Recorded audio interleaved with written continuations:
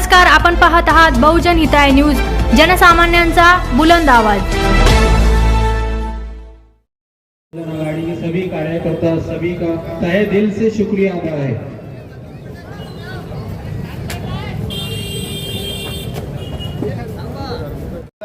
लोगों को मैं खिराज अकीदत पेश करता हूँ। आज के इस प्रोग्राम की रूहे रवां मालेगांव बम ब्लास्ट से लेके लोया जज के मर्डर तक और बीफ के आड़ में होने वाले गोरख धंधों से लेके एनआरसी सीए जैसे हर मसले मसाइल पर आरएसएस के भाजपा के चड्डी गैंग की बैंड बजाने का काम जो बड़ी ताकत से करता है। ये बजा रहे हाथ आरएसएस के खिलाफ लड़ने के लिए हमको किसी के परमिशन की जरूरत नहीं है। ये हमारा कुदरती जिम्मेदारी है, ये हमारी संवैधानिक जिम्मेदारी है। इस चड्डी खान के खिलाफ लड़ना ये हमारा संवैधानिक उसूल है और जब संवैधानिक उसूल निभाना होता है तब सरकारों से परमिशन नहीं मांगी जाती।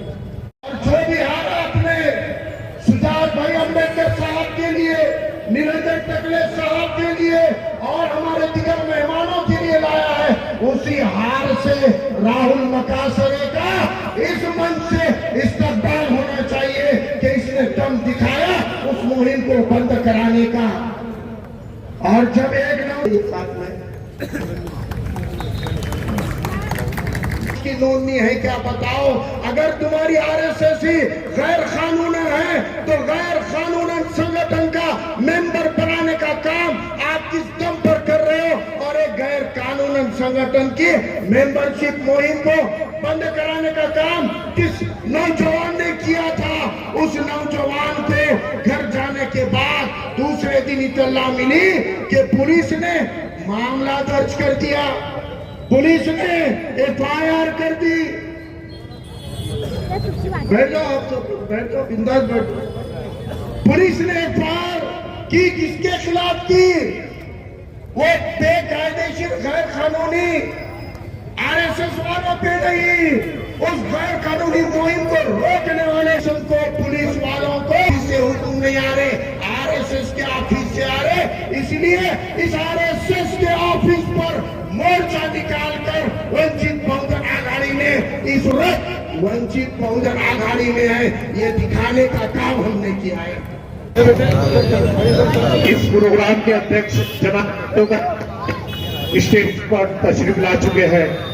माइक वाले थोड़ा आवाज जो है ना ब्रेक हो रही इसमें। फारूक अहमद साहब के लिए एक बार जोरदार तालियां बजा दीजिए। और ज्येष्ठ पत्रकार रंजन टकले साहब मेहमान खुसूसी, उनके लिए एक बार ताली बजा दीजिए।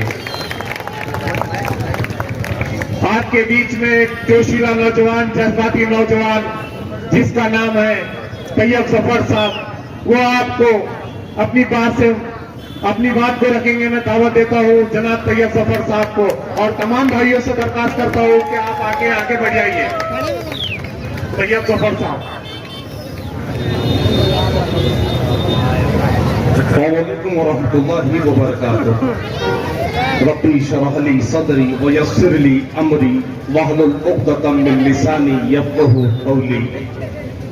शहनशीन पे तशरीफ फरमा वंचित बहुजन आघाड़ी के महाराष्ट्र नायब सदर और नांदेड़ से उठने वाली बेबाक आवाज आली जनाब फारूक अहमद साहब, संघ परिवार, आरएसएस, विश्व हिंदू परिषद और ऐसे नफरतबाज सैकड़ों लोगों के खिलाफ चलने वाली कलम और उठने वाली आवाज आली जनाब टकले साहब, शहर औरंगाबाद से एक ऐसी शख्सियत जिसने इस शहर की राजनीति को हमेशा बदल के बताया, जावेद कुरैशी साहब, वंचित बहुजन आघाड़ी युवा के जिला सदर सतीश भाऊ, तायड़े बापू, वंचित बहुजन आघाड़ी के तमाम जिम्मेदारान, अहदेदारान और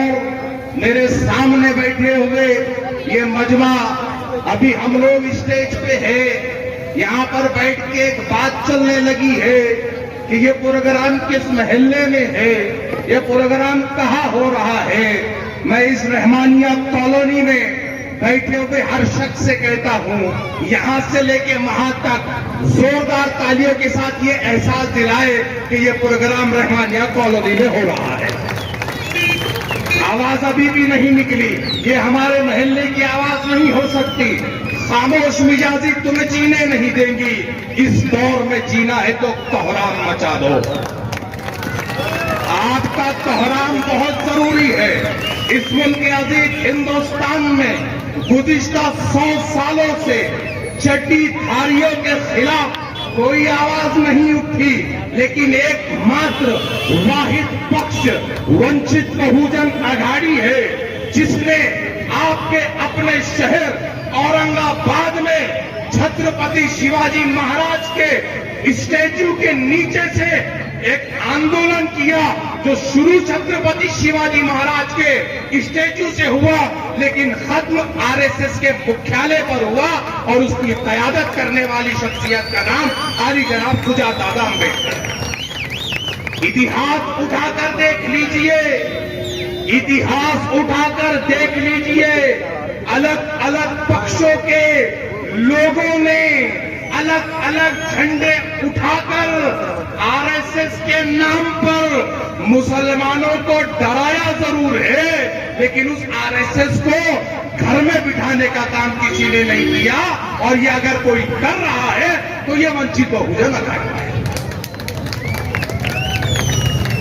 आप कश्मीर से लेके कन्याकुमारी तक सारे प्रोग्राम उठा लीजिए, मैं किसी एक पक्ष का नाम नहीं लेता, आप किसी भी पक्ष को उठा लीजिए, आप उनके बैनर देख ले और मुझे बताए कि इस उन्वान के तहत सिवाय वंचित बहुजन अघाड़ी के और किसने हिम्मत की।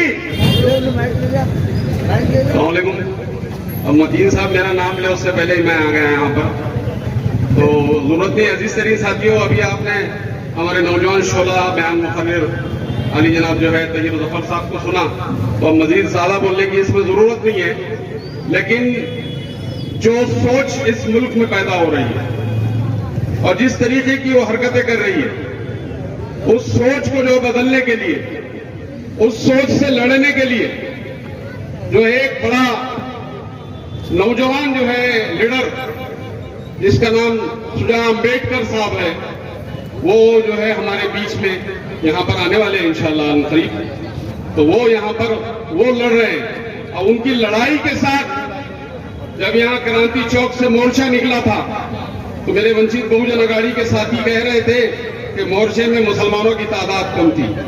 हम समझते हैं कि आरएसएस हमारी दुश्मन है, बीजेपी हमारी दुश्मन है, तो हमारे को हमारे अमल से बताना पड़ेगा कि आरएसएस हमारी दुश्मन है या नहीं है, वो हमारी मौत लिंचिंग कर रही है या नहीं कर रही है, हमारे खाने पे उसकी नजर है या नहीं है, हमारे 3 तलाक पे उसकी नजर है या नहीं है, एनआरसी और क्या क्या किस्म के कानून हमारे खिलाफ बना रही है कि नहीं बना रही है।